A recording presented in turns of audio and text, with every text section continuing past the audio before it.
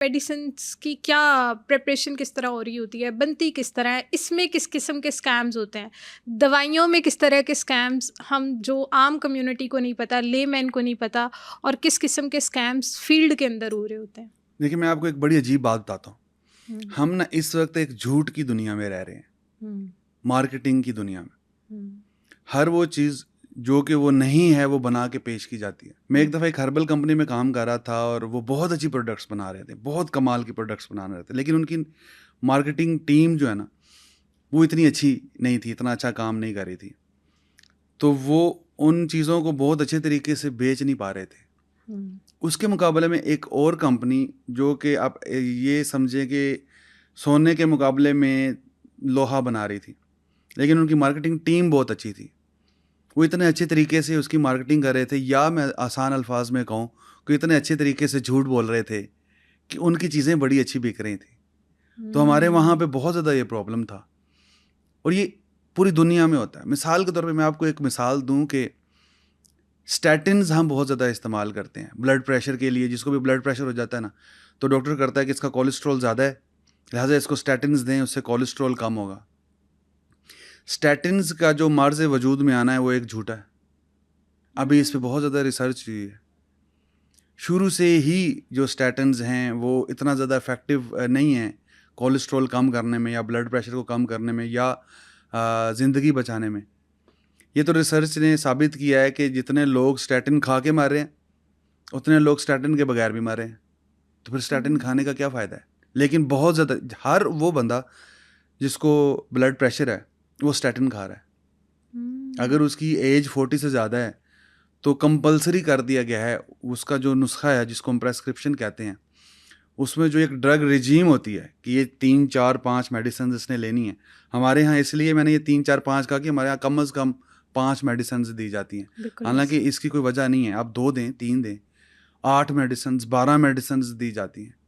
इसमें protocol medicine भी हैं। कुछ इस वजह से भी दी जाती है कि प्रॉपर डायग्नोसिस नहीं होता। तो उस प्रेस्क्रिप्शन में स्टैटिन एक नेसेसरी आइटम है। ये ऐसी है जैसे आपने बिरयानी बनानी है और बिरयानी में गोश्त एक नेसेसरी आइटम है, उसके बगैर बिरयानी नहीं बनेगी। तो वो प्रेस्क्रिप्शन जो हाइपरटेंशन के लिए डेवलप हुआ है, उसके लिए स्टैटिन एक नेसेसरी आइटम है।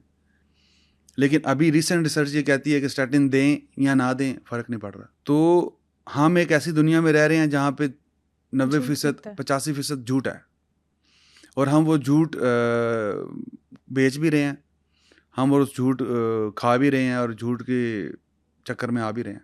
मेडिसिन्स जो बनती हैं बेसिकली ये बड़ा एक पेचीदा अमल है।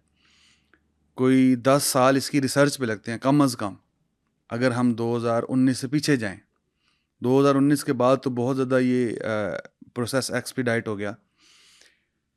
10 साल इसकी रिसर्च पे लगते हैं। पहले एनिमल्स पे करते हैं, फिर ह्यूमन्स पे करते हैं, फिर थोड़ा बहुत मार्केट ट्रायल्स होते हैं। उसके बाद ये मेडिसिन मार्केट में आती है और पेशेंट्स को देने के लिए सूटेबल होती है। फिर पूरी दुनिया में रेगुलेटरी अथॉरिटीज़ हैं जो इसको रेगुलेट करती हैं, क्योंकि इससे प्रॉब्लम तो नहीं हो रहा। जैसे कि हमारे यहाँ जो पाकिस्तान में रेगुलेटरी अथॉरिटी को बहुत ज़्यादा माना जाता है, वो एफडीए अमेरिका की।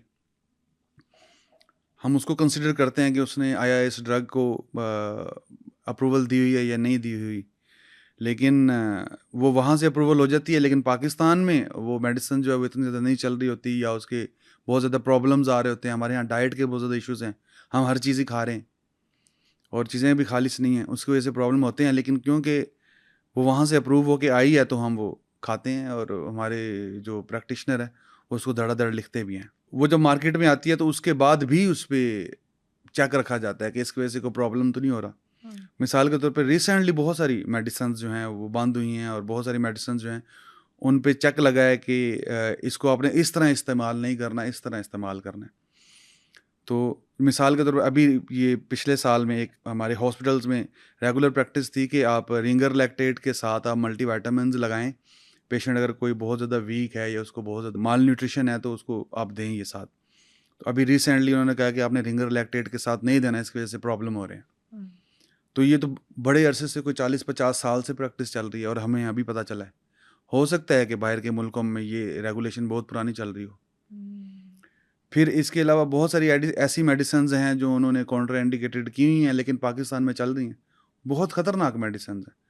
मिसाल के तौर पर पेन किलर्स हैं, और वो बहुत सारी तो ऐसी पेन बहुत किलर्स हैं जो कॉमन है, बहुत कॉमन है।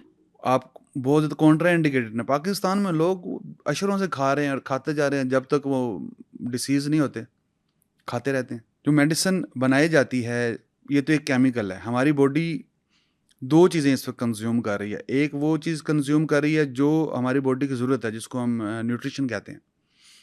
एक वो चीज़ कंज़्यूम कर रही है जो हमारी बॉडी की ज़रूरत नहीं है, लेकिन वो हमारी बॉडी में कोई ना कोई चेंज कर रही है, जिसको हम फिज़ियोलॉजिकल चेंज कहते हैं, जिसको हम मेडिसिन के तौर पे इस्तेमाल करते हैं। तो ये जो मेडिसिन्स हैं, ये बेसिकली हमारी बॉडी को सूट नहीं करती हैं। तो हमारी बॉडी क्या करती है, अगर ये फिज़ियोलॉजिकल कोई एक्शन इन्होंने दिया है, तो हमारी बॉडी उसको नेसेसरीली एक्सक्रीट आउट करती है। हम रेगुलर ले रहे हैं, हमारी बॉडी उसको रेगुलर एक्सक्रीट आउट करती है, जिसकी वजह से हमारी बॉडी पे एक एक्स्ट्रा बर्डन बनता है। हमारे जितने भी ऑर्गन्स काम कर रहे हैं, हम रेगुलर लेंगे मेडिसिन्स, तो हमारे ऑर्गन्स उस पे रेगुलर एक्स्ट्रा काम करेंगे। जब रेगुलर एक्स्ट्रा काम करेंगे तो बर्डनाइज होंगे तो उनको डैमेज होगा तो फिर ज़ाहिर है हम बीमार होंगे। लिहाजा जो मेडिसिन्स हैं वो रेगुलर यूज़ के लिए नहीं है। कुछ 1, 2 या 3 डिजीज़ेज़ के अलावा मेडिसिन्स बिल्कुल भी रेगुलर यूज़ के लिए नहीं है।